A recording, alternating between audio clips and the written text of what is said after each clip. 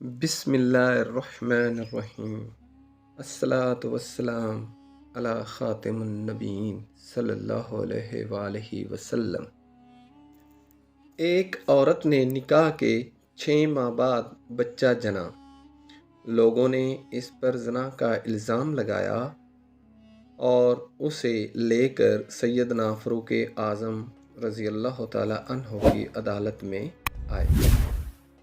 حضرت عمر فاروق رضی اللہ تعالی عنہ نے اس عورت کے رجم کا ارادہ کیا، لیکن سیدنا علی المرتضیٰ رضی اللہ تعالی عنہ سے پوچھا کہ معاملہ اس طرح ہے، آپ فیصلہ دیں کہ کیا کرنا چاہیے۔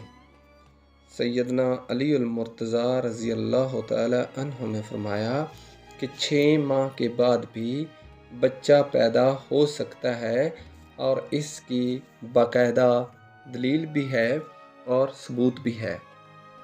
تو سیدنا فاروق اعظم رضی اللہ تعالیٰ عنہ نے پوچھا کہ وہ کس طرح؟ تو علی المرتضیٰ کرم اللہ وجہہ نے فرمایا کہ قرآن میں ہے کہ اللہ رب العزت نے فرمایا بچہ حمل میں رہنے اور اس کے دودھ چھڑانے کی مدت 30 مہینے ہے اور دودھ چھڑانے کی مدت 2 برس ہے۔ اگر ہم اس کو دیکھتے ہیں تو پتہ چلتا ہے کہ 24 ماہ دودھ چھڑانے کے اور 6 ماہ حمل میں رہنے کے پورے 30 بنتے ہیں۔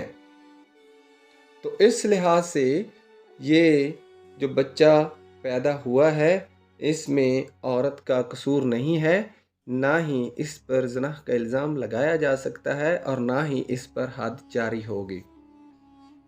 بظاہر یہ بہت بڑا مشکل فیصلہ اور ناممکن فیصلہ سیدنا علی المرتضیٰ رضی اللہ تعالی عنہ نے اپنی فہم و فراست کے ساتھ حل کر دیا اور عورت کو رجم ہونے سے بچا لیا، اور عدالت فاروقی کو بھی اس میں شامل ہونے سے بچا لیا۔